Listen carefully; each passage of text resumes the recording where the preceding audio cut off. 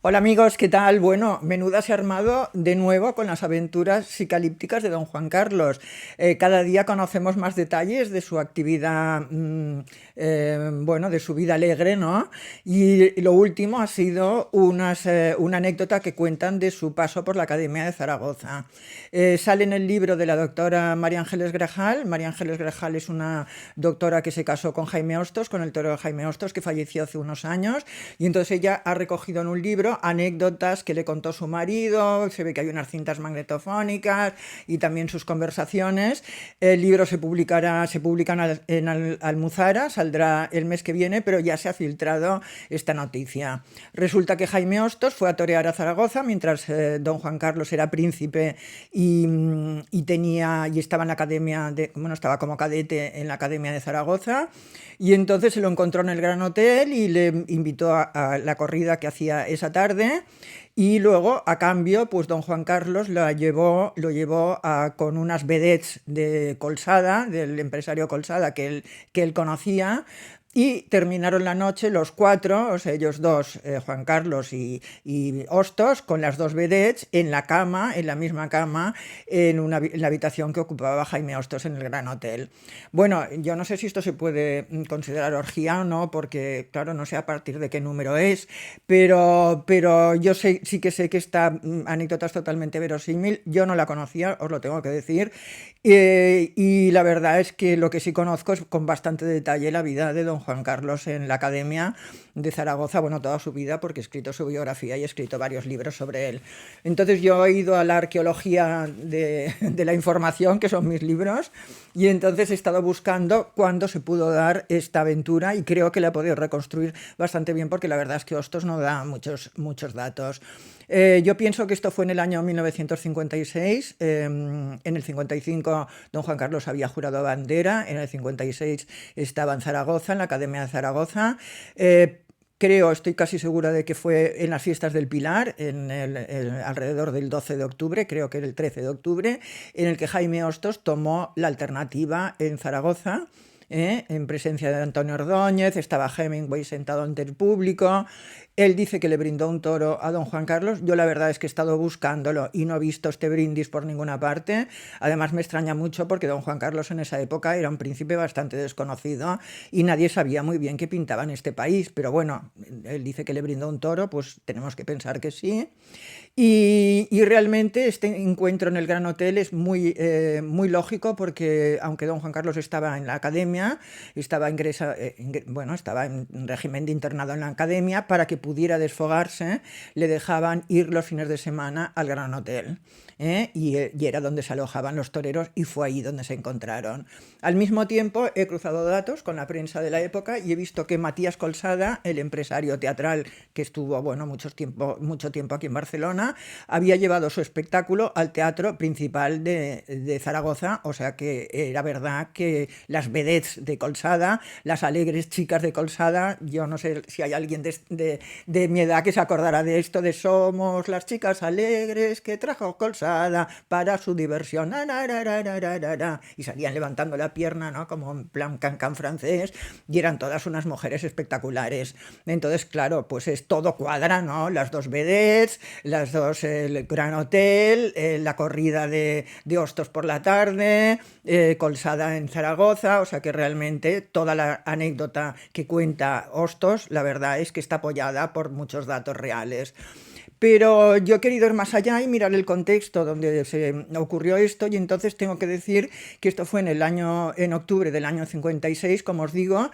Y en Semana Santa, en el mes de marzo, había ocurrido ese hecho terrible que yo cuento en otro vídeo, de la muerte de don Alfonsito, el accidente ese fatal, en el que estaban los dos hermanos, ¿no? Manipulando, jugando con una pistolita, y entonces la cogió don Juan Carlos.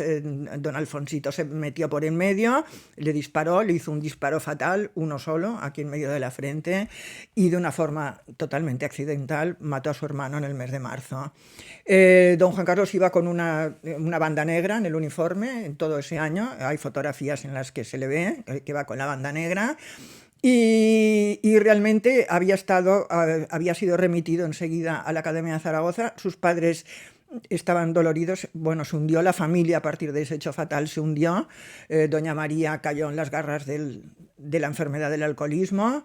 Don Juan no podía soportar ver a su hijo y entonces los días de fiesta, por ejemplo, en lugar de ir a Estoril, que era donde vivían sus padres, don Juanito iba muchas veces a Madrid y se alojaba en casa de la duquesa de Alba. Y fue precisamente en el Palacio de Liria, en la casa de la duquesa de Alba, donde una noche en una fiesta juvenil, pensad que Juanito en esa época tenía 18 años, 19 años, en una fiesta juvenil fue donde tuvo ese escarceo con Sara Montiel, se perdieron en uno de los salones de Liria y fue cuando tuvieron ese ligue, bueno, esa pequeña relación que Sara luego decía, me dijo que era la mujer más guapa que había visto en su vida. Que conste que esto, por cierto, era lo que decía a todas las mujeres. En las navidades siguientes, o sea, al cabo de 2 meses, a final de ese año, don Juan Carlos fue cuando se enrolló o se enamoró o se acostó por primera vez con Olguina de Rovilán, con la condesa Olguina de Rovilán, el día de final de año. La condesa explica que no entendía, llevaba la banda negra en el brazo y cuenta en sus memorias que no entendía que habiendo pasado este tremendo trago que era la muerte de su hermano y en esas circunstancias horribles, que el príncipe pareciera tan alegre, que tuviera tantas ganas de divertirse, que le encantaba salir y que le encantaba entrar y que le encantaba todo. Por otra parte, hay un abogado, un notario, que fue notario, una persona muy conocida de la vida social y también de la vida intelectual de este país, que era Antonio García Trevijano, una persona muy interesante, por cierto, muy inteligente.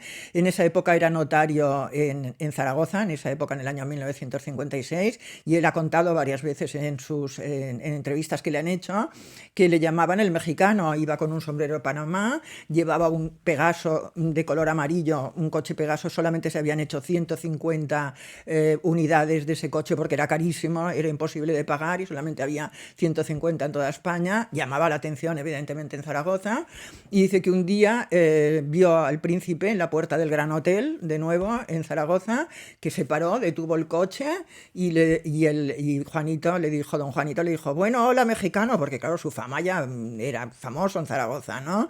Hola mexicano, y dijo, si tienes no lo digo porque luego cortan el vídeo, si tienen cojo, sube conmigo en el coche. Y contaba García Trevijano, dice, puse el coche a 240 por hora, que es una barbaridad, temiendo que el príncipe iba a decir, para, no grites tanto. Bueno, pues no hacía más que animarme, llegamos al tope, animarme por aquellas carreteras endiabladas que en aquella época eran bastante malas.